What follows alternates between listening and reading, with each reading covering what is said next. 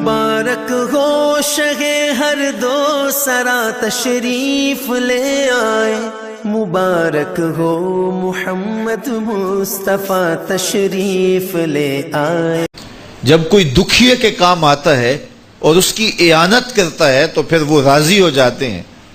غریب پھنسے ہوئے ماں باپ، گھر بیٹی جوان ہو رہی ہے اور بڑھاپے کی طرف اس کا رخ ہو رہا ہے اور ان کے پاس ہمت نہیں ہے کہ ان بیٹی کو اٹھا سکیں، تو کوئی صاحب ثروت چپکے میں جا کے ان کی مدد کر دیتا ہے کہ تیری بیٹی میری بیٹی ہے اور اس کو تو نے گھر کی دہلیز سے اٹھانا ہے، تو پھر وہ ایک دم خوش ہو جاتا ہے اور آسودہ ہو کے اس کا انتظام کرتا ہے اس کی شادی کا۔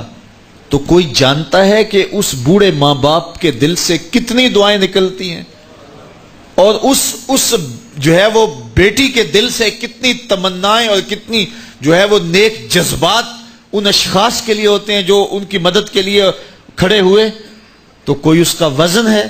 کوئی وزن نہیں کر سکتا کہ اللہ تعالیٰ اس کی برکت کتنی عطا کرتا ہے۔ تو میرے حضور نے ارشاد فرمایا، تمہیں جو رزق دیا جاتا ہے، مصائب سے تمہیں بچا لیا جاتا ہے، آتی آتی تکلیف ٹل جاتی ہے، تمہاری نصرت دشمن کے مقابلے میں ہوتی ہے، حاسدین کے مقابلے میں تم کھڑے ہو جاتے ہو۔ فرمایا تمہیں پتہ ہے یہ تمہیں کیوں ایسا ہوتا ہے؟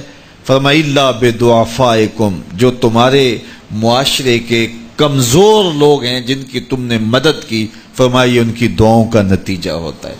ان کے اٹھے ہوئے ہاتھ اللہ کبھی خالی نہیں موڑتا ہے۔ اس لیے لاچار لوگوں کی، دکھی لوگوں کی، بے بس اور بے آسرا لوگوں کی مدد کے لیے کھڑے ہو جایا کرو۔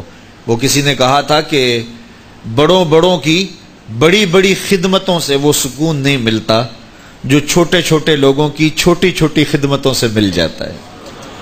بڑوں کی بڑی خدمتیں بھی کریں تو وہ راضی نہیں ہوتے، لیکن چھوٹوں کی چھوٹی چھوٹی خدمتیں، یار غریب کو تو پیار سے کھڑا کر کے اس کے پشت پہ شفقت کا ہاتھ پھیر دیں تو وہ سارا دن خوشی سے گزار دیتا ہے کہ آج جو ہے وہ فلاں صاحب نے مجھے تکریم دی ہے، مجھے عزت دی ہے۔ تو میرے حضور نے فرمایا کہ تمہاری جو مدد ہوتی ہے اور رزق دیا جاتا ہے یہ تمہارے کمزوروں کی وجہ سے اللہ تعالیٰ تمہارے اوپر کرم فرماتا ہے۔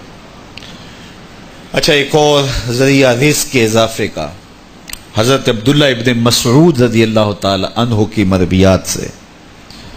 یہ حضرت عبداللہ ابن مسعود جلیل القدر صحابی ہیں، ان کے ہاں بیٹیاں ہی بیٹیاں تھیں۔ اچھا، جب ان کا آخری وقت آیا اور یہ بڑے سخت بیمار ہو گئے تو نزع کی سی کیفیت طاری ہو گئی، تو حضرت عثمان غنی رضی اللہ تعالیٰ عنہ ان کا حال پوچھنے آئے۔ تو جب حال پوچھا، بیٹھے، گفتگو ہوئی، واپس چلنے لگے، تو حضرت عثمان غنی نے اشرفیوں کی 2 تھیلیاں نکال کے حضرت عبداللہ ابن مسعود کو پیش کی۔ تو انہوں نے کہا کہ مجھے تو اس کی ضرورت نہیں ہے، میں تو اس دنیا سے جا رہا ہوں، تو یہ مجھے کیوں دے رہے ہیں؟ تو حضرت عثمان نے کہا کہ یہ آپ کی بیٹیوں کے لیے، چونکہ آپ کی بیٹیاں ہی بیٹیاں ہیں تو یہ میں ان کے لیے پیش کر رہا ہوں، آپ کو تو واقعی ضرورت نہیں، دنیا سے جا رہے ہیں تو یہ ان کے لیے ہے۔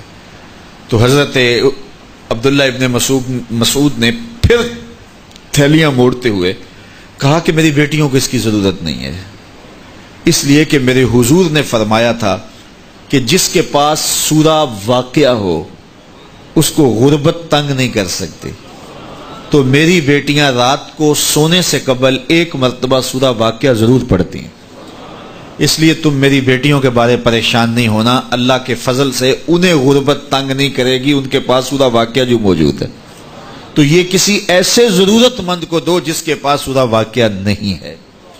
تو سورہ واقعہ کی تلاوت یقیناً رزق کی فراوانیاں اور رزق کی برکتیں حاصل کرنے کا ایک ذریعہ ہے، اور دروازے کھل جاتے ہیں اگر سورہ واقعہ کی تلاوت تسلسل کے ساتھ کی جائے۔